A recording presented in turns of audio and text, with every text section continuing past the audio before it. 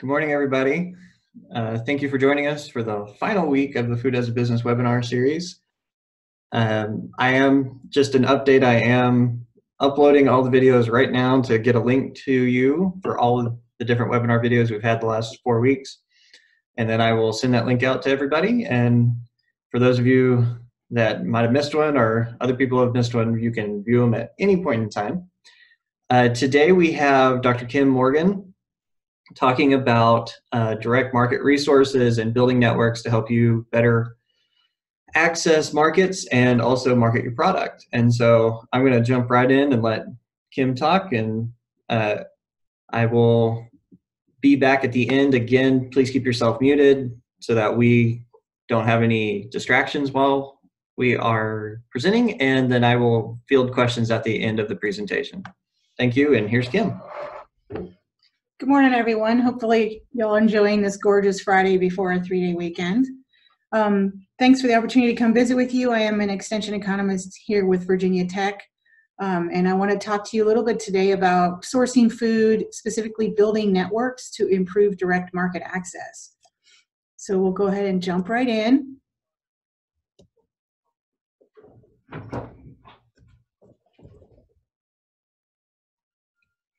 All right. The first thing I want to real quickly acknowledge a paper and the research that was done by my colleague Kathleen Liang, who is now at North Carolina A&T, and her student at the time, Matthew Pescatori. Her paper on influence of social networks on food choices is where I'm going to be drawing a little bit of the theory and her observations from surveys of farmers up in the New England area to give a background and a context for the direct market access resources that I'll share with you in the second half of the presentation.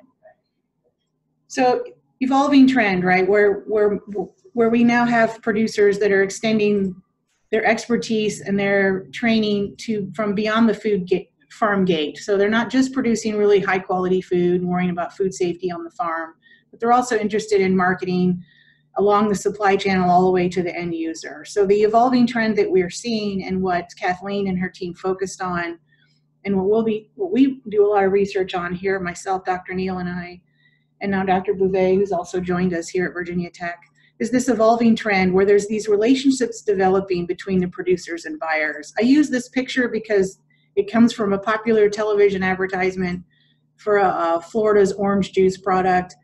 And it shows, it really kind of grabbed actually, hey, we're not just random farmers or random orange grove owners, you know, selling a product in a box to a random consumer that's, both of us are faceless, both of us know nothing about each other, but we still have this connection through the actual product. And what we're seeing in this trend is people now want to see the faces. They want food with a face. And so these are translating into growing interest in really understanding the availability of food, whatever those food items may be, processed, fresh, frozen, in whatever form and however variety of food choices that are available, or a seasonality of food production, the affordability of the food products to folks, and then accessibility, how many people actually have access to the USDA's recommended plate of food on a daily basis. Is it cost that's preventing folks from having access to that? Are they not able to get to stores that have the variety? Do the stores not have varieties? All these are really interesting questions that we're seeing that really directly impact how our producers can find and access markets. And then finally, accountability is another level of concern and focus amongst both producers and consumers and big farmers and retailers all along the food supply chain. I put two things here. One is a local community supported ag owner interacting directly with his clients. You can see there, the lady has a brochure that she's reading and learning about. So he's educating both of the folks at his stand about how he grows things, the nutritional value of the food. So there's a strong educational component that our producers are having to carry the burden of as they build this trust between themselves and their end users. And that's no different at the retail level. So I put the IBM blockchain technology up there. They're working directly with Nestle, a major food corporation, international food corporation, to help, again, tap into and provide traceability and trust in food for their consumers that do buy from retail stores. So this comes from the top of the oligopolistic market all the way down to our direct marketing ag production. So within the industry, we're seeing this large shift. And this would be something as simple as a QR code that's on the food items that you would buy in a store that a customer could scan and know absolutely everything about where that food was grown, who harvested it, when it was picked off the bush, when it was packed, where it was packed, how far it traveled, every little piece of information you might ever want to know. Technology is now possibly going to be able to give us the answer. So there's from one end to the other is what we're seeing in the network theory. Another thing we're seeing on the production side is what Dr. Liang refers to as multifunctional agriculture. This is where we have farms that are doing agritourism, again, engaging in educational components, meeting consumer needs to get on the farm, feel what it's like, have a day, have an experience. Direct sales, again, more education related to what producers need to tell their consumers and what consumers want to know beyond just the price. Adding value, time spent talking to consumers is something that adds value to those products. So that's another component of things we're seeing in marketing. And then, of course, off-farm work. We're seeing that pretty typically in our multi-function ag farms, where they're having to find off-farm work to also support their farm activities. Network marketing, what does it mean? Two-way communication from the producer to the consumer, and then that information goes back to the producer, not just the price they're willing to pay or how much they're willing to buy, but also why, what package form, how much are they concerned about food safety, what do they know about it, what do they need to know about it. That information comes back to the producer and can be used in their marketing activities. Quality of the information and the relationship. This does get to how much information is too much and how do you define quality? That's a great question, but again, knowing your customer helps you quite a bit to narrow down what they're willing or what they want to know or what they're willing to learn about and how much time they're willing to spend. And that's where that information flowing back from the consumer to the producer is important. Net result is mutually beneficial for both firms and customers. Firms get more information, marketing dollars are well spent, customers find the products they want that fit the basket of food that they want to purchase and bring and eat into their homes. So factors that directly influence a farmer's decision to participate in this sort of multifunctional ag. This is from her New England study, so I show you a couple of pictures here. Not surprisingly, population of the areas near them, how the transportation of access, how can they get the food to those markets, to those larger populations. Access to information, and this could be anything from access to what consumers in those areas want. It can be access to information about how they want it to be packaged. It could be information about what they're willing to pay. All this information needs to be known so a producer can therefore set their prices for these various components of their multifunctional ag production operation. And then access to networks, and these can be online networks, these can be in-person networks. This is all strong elements that influence their ability to successfully participate in multifunctional ag. So one of the resources I want to spend some time talking with you or sharing with you this morning is specifically the Virginia Food MarketMaker portal. I have a screenshot here for you as well as the website that will take you right to it.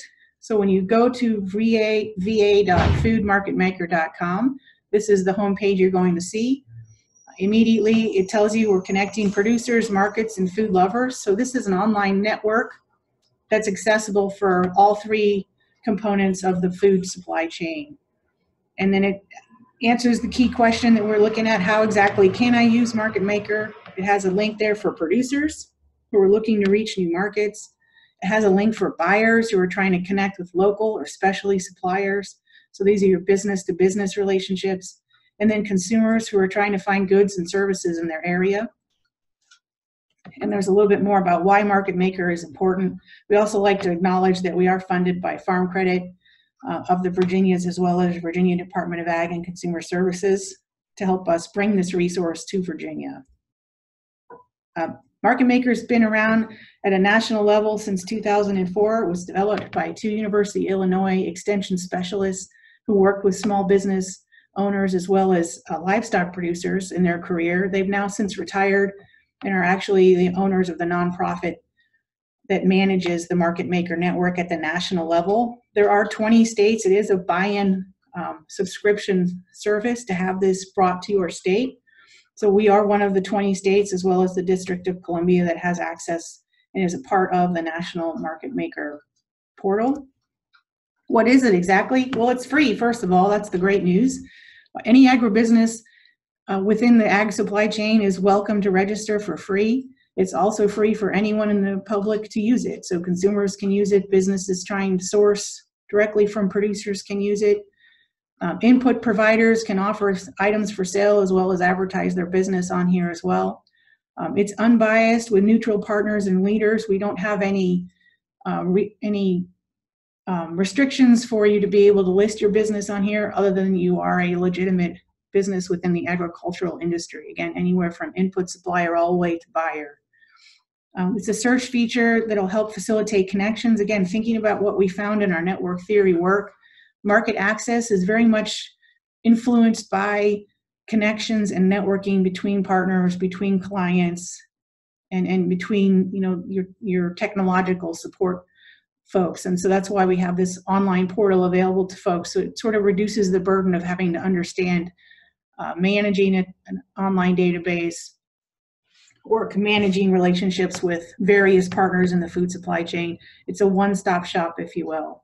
We also help with marketing plans. We are connected to the Ag Market Resource Center out of the University of Iowa, who provides a tremendous amount of information on all sorts of crops, whether it's related to budgets, whether it's related to marketing stories, marketing plans, business plans. They offer a tremendous number of resources, and they are connected with the Virginia MarketMaker network, as well as local food systems mapping. So we purchase data from the census and from other lists to get access to, for example, all the farmers markets in the state, all the restaurants in the state, as well as any consumer data that is recorded by the census.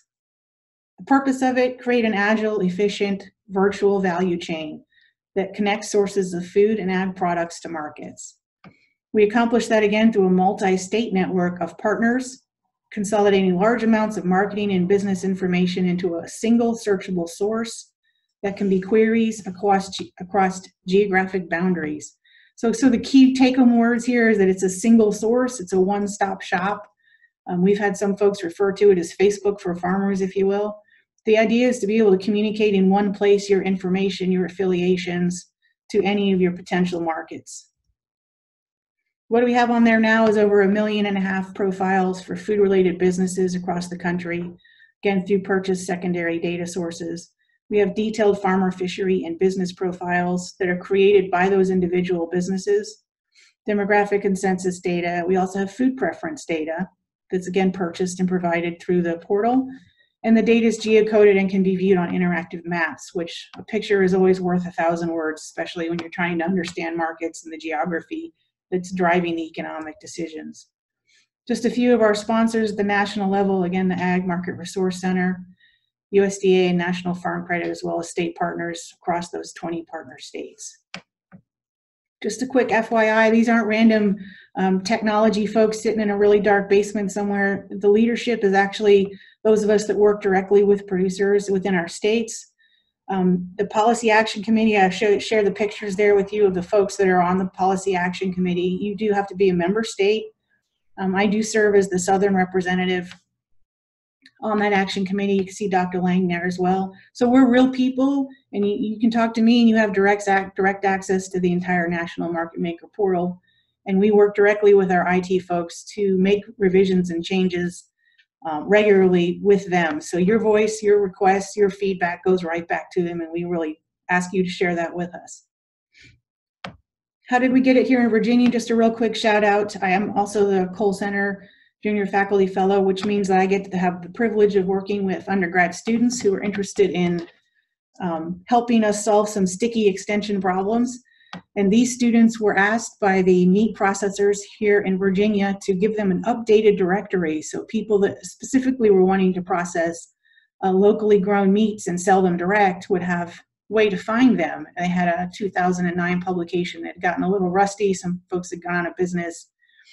Some folks had come into business. And so they asked those students to come up with an idea on how can we let people know that we have a meat processing facility and we are open for business. The students did some research. They found out about the National MarketMaker.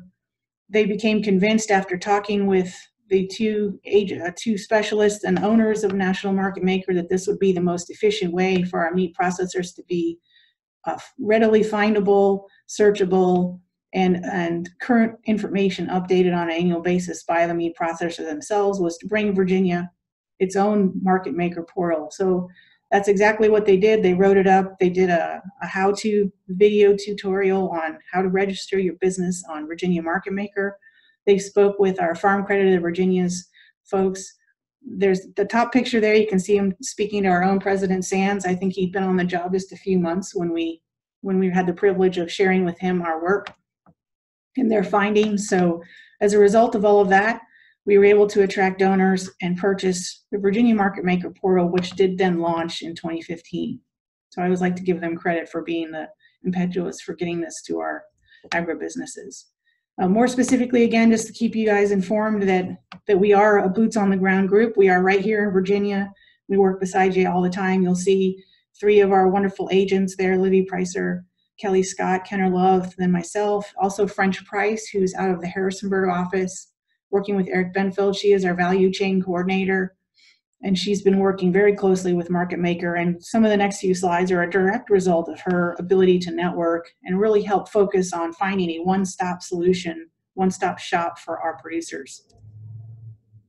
Leadership, again, it's Cooperative Extension Service signs the actual agreement with GFAN, the owners of National MarketMaker. And so we keep the management of the money and the financing is handled here with Virginia Cooperative Extension Service. State Department of Agriculture also supports us financially, and they're a great partner in working with us to bring Virginia Grown and Virginia Finest lists that they are struggling to maintain, bringing that onto our Virginia MarketMaker portal as well. And then Farm Credit of Virginia is, again, one of our major financial supporters. So we'd like to thank them all for accomplishing our shared goal of providing state and local outreach to our farmers, to small businesses, to any of our NGO partners that are interested in finding producers, supporting what they're trying to do, and making these supply chain connections easier to manage, easier to locate, and help us use as building blocks for our network connections. The way we chose to have people register or put their listings on Virginia MarketMaker is we invited individual agribusinesses to register themselves and their business directly on the site. The reason for that is there are several specific to the business questions that need to be answered. I'll show some examples in a moment. And we feel like producers have this opportunity to tell their customers, their ideal customers, exactly what type of business they have, how they accept forms of payment. Are they interested in having people on their farm? If they run an agritourism operation, are they just selling wholesale? So all that information, hours of business, is something that the businesses would be able to register on their, or to note specifically on their listing. Currently, we have partnered with, again, largely going to shout out to French for helping us bring these folks on board. The Piedmont Environmental Council has managed for several years with some grants to put together a listing of their producers that they update and print every year. We've signed an MOU with them recently, and all of their data is now available on MarketMaker, again, trying to share the burden of managing these large databases, the technology required to keep it secure and safe so that the data is not hacked or stolen or used inappropriately. So we've joined forces with Piedmont. Also, Shenandoah Valley by Fresh by Local has joined with us as well. And of course, the Virginia Grown and Virginia's Finest. And one thing that I like to note, and I'm gonna go ahead and write in here too, the search page for MarketMaker. I took a screenshot here to show with a little bit of what we have. The first thing I'll note is the business type. I selected farmer rancher, dairy, forage, fruits and vegetables, and a couple of others. And what you'll see on the map on the right side of your screen, where those circles with the number, that tells you how many producers, farmer ranchers that meet those business type specifications are located and where they're located. Those of you that are familiar with Virginia agriculture could probably tell me real quickly what type of producers are where as we go up the valley there, up and heading towards DC, and then in the south side area and also Southwest Virginia. So this is about how many that show up when I do that basic search. Just wanted to give you an idea. The other thing I want you to notice is I popped up the drop-down box there is what we call the affiliations. So for those folks that are currently affiliated with a Buy Fresh, Buy Local chapter, or Virginia Grown, Virginia's Finest, or the Piedmont Environmental Council, if consumers are looking specifically for growers that are affiliated with those organizations, they can still limit their search by selecting one of those filters, as well as a couple others. But I wanted to kind of focus on these to make you aware of the fact that again, a result of French's work, she's bringing together all of these different folks that are really struggling to maintain these databases online. And so we can have a one-stop shop for our producers and agribusinesses so they don't have to have profiles in 4 or 5 or 6 or 7 different locations. Partnership networking is happening even here in the educational side of things. So I wanted to show you real quick a bit of a search. What I did was under products here, I selected blueberries. And you can see on the right-hand side, I pulled up 37 businesses that are listed currently on MarketMaker. And these are all managed by their owners, the farm owners, the business owners. So the details within each one of these is going to be added specifically by that producer. You'll notice, for example, on Alder Schoolberries in Purcellville, Virginia, the BFBL, that indicates that they are affiliated with the Buy Fresh, Buy Local chapter as well. So they're able to maintain or indicate here on MarketMaker that they are affiliated with one of our supporting chapters. So in the smaller screen that I sort of embedded there, I clicked on one of these blueberry producers, or I clicked on the map so you can see not just the listing, but also the mapping of where blueberry producers are located in the state of Virginia. And then I hovered over the little number 3 right above Richmond there, or I think it's the number 4, and it pops up there, the 4 farms that are selling blueberries in that location. So I wanted to give you a really quick view. If you do search for a business, what does that search look like? How do the affiliations stay with it as you go through the search? And then how can you dig through the bubbles once they pop up? Going ahead and clicking on the Agriberry Farm and CSA listing, I wanted to show you what a profile looks like once it's been completed by the business. First thing you'll notice, basic information. What's the farm name? Where are they located? And how can you reach them? So Agriberry has its own website. You can see on there that they updated their profile on May 13th of this year. So it's telling you it's a current listing. Again, one thing we really ask folks that register is to keep their listing current. We have a map right there so people can find them. Going over to the right, social networks, Agriberry is on Facebook and Twitter. So again, it's a one-stop shop for you to be able to list all of your information about your farm, your social media connections, your website, and where you're at to anyone that searches and finds you on MarketMaker. They go in under the About Us and tell, when they're completing their profile, that tell the software they are a food retailer, a wholesaler, a buyer, a farmer rancher, and a processor packing shed. I clicked on farmer rancher so you could again see the level of detail that the software will ask them to complete as they fill out their business profile.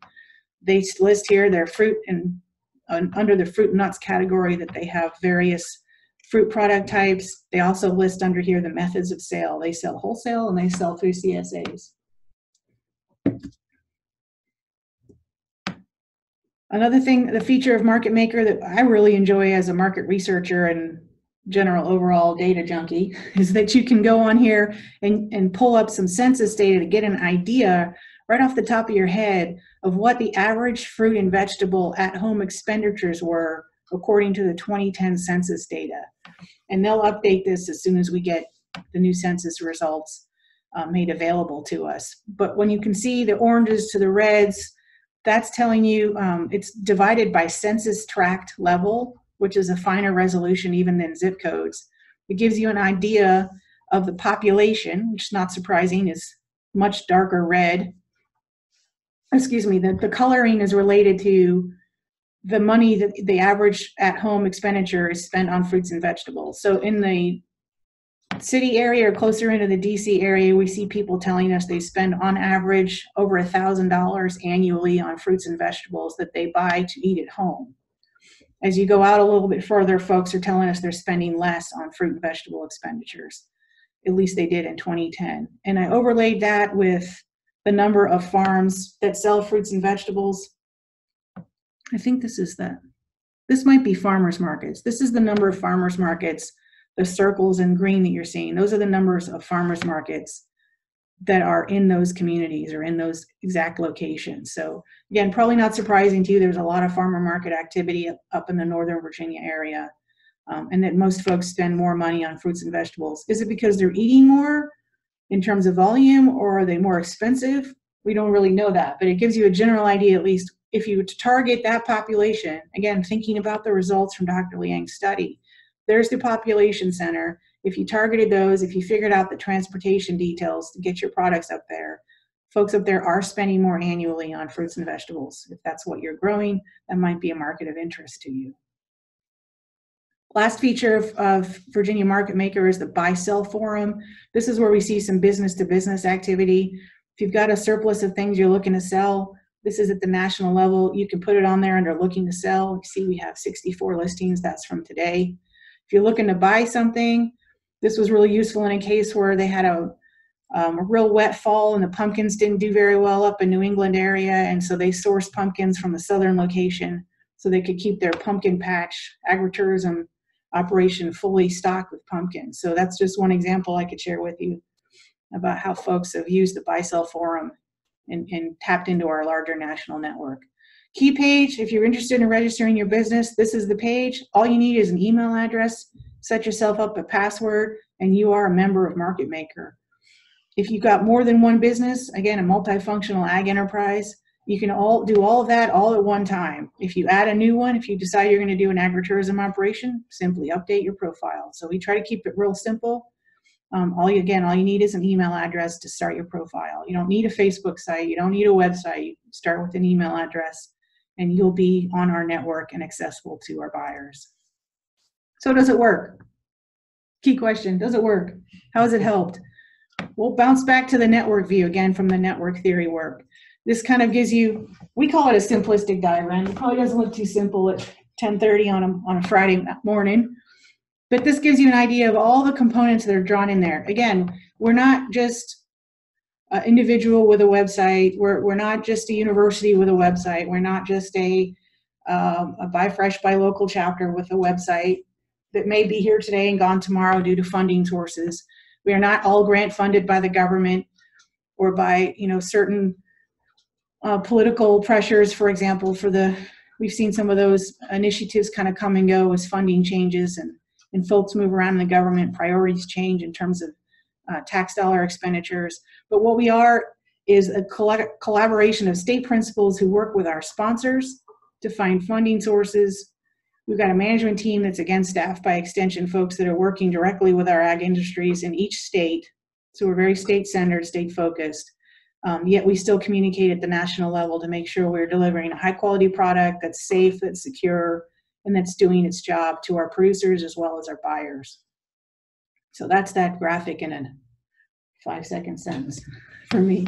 We do have a national, MarketMaker puts out a really nice brochure once a year, and they feature some of our success stories. This one here was one looking at Del Monte and the University of Arkansas, who worked together to bring MarketMaker to Arkansas.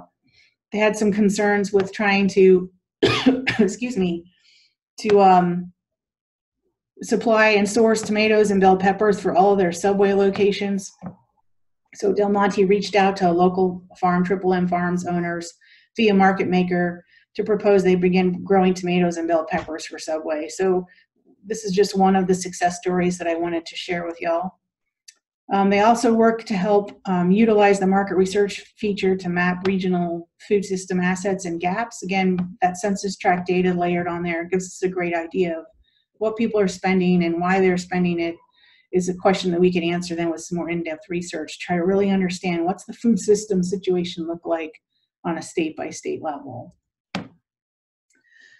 The other thing that MarketMaker does that we're pretty proud of is that they recognize the leadership for the work that we're able to do for our communities, and they do that in a financial way. So you can see, actually it was the project that the student team did that brought us Virginia MarketMaker. We actually won a national award, and from the National Farm Credit, we were recognized for our work along with 2 other teams that year for our success in bringing MarketMaker to the state of Virginia. So I believe I believe we have the potential to make a great difference, and I feel like especially our partners are finding that joining forces is helping all of us do a better job with less resources and still integrate the high level of technology that's available to us to bring all the way down to the farm gate and help our producers that are doing a multifunctional business where it's not just as simple as one crop, 1 year, where it's multiple options, trying to find a way to manage the profit, maximize the profit, which is what we like to do.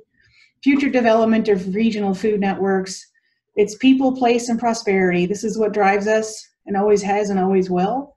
And we feel like this is just one tool that's really, really successful at bringing some linkages, bringing some interactions between groups and those of us that are working to help folks and help support our agribusiness industries and help support our consumers being able to find fresh, safe, healthy, reasonably priced food.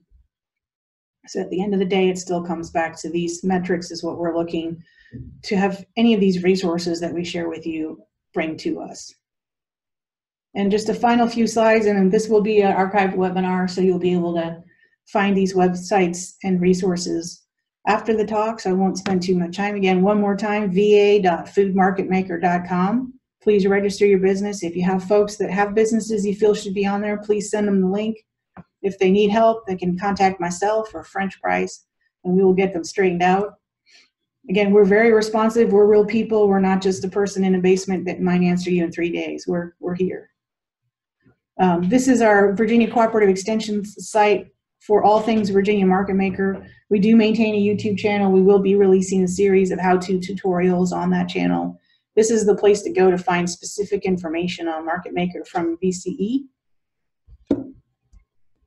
And then finally, we also have our Market Ready Farm to Fork direct marketing resources portal that's got also similar information, again, publications that we do related to managing direct marketing risk and direct market access. So there's some resources on there we encourage you to look at, as well as some future trainings. So this is another website to keep in your pocket. And most importantly, we're the people behind it. So if you need to get a hold of us, we look forward to visiting with you, and thank you for your time and attention. Thank you, Kim. We'll go ahead and take some questions. Again, if you have any questions, do put them in the chat box or in the chat thing, and I will relay them to Kim, and she'll try to answer your questions for you. But again, this was the last webinar of this series, of this Food as a Business series. We may do some in the future, so stick around. I have your email now. I can shoot you a link to all the recorded webinars, as well as any future webinars that we may do or workshops that we may do within the state. Kim and I work together quite a bit. We have a lot of overlap in what we do. So Kim and I do a lot of work, and we've hired a lot of people in Virginia Tech through the Virginia Cooperative Extension Service. So do reach out. We can provide you resources and educational material, and also point you in the right direction to help with business success in the end. But, let me see if we've got any questions.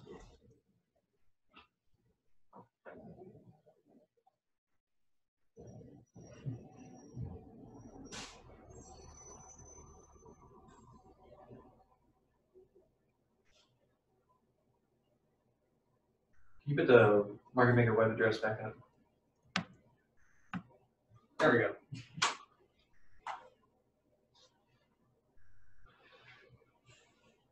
Let me just say again.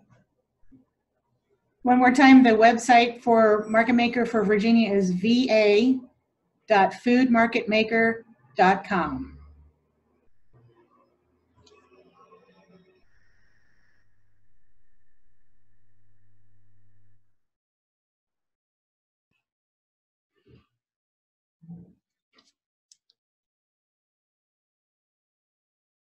She said thank you.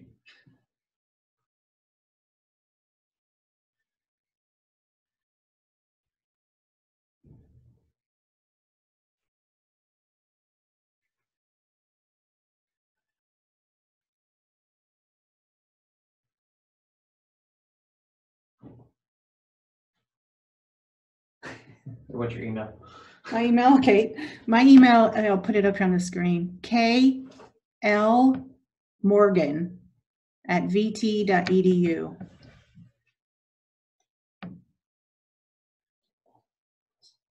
And we take requests too, so Yeah.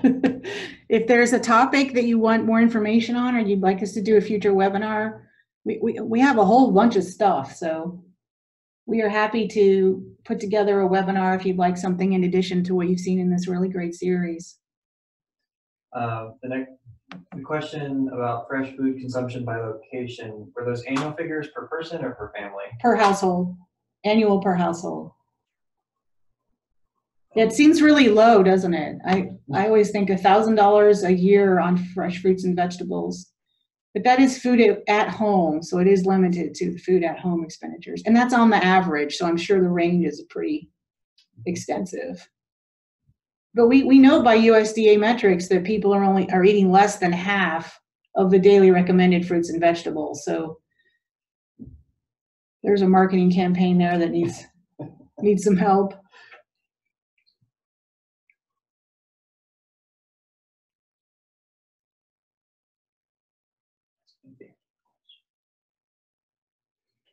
Any more questions out there? We're happy to answer them.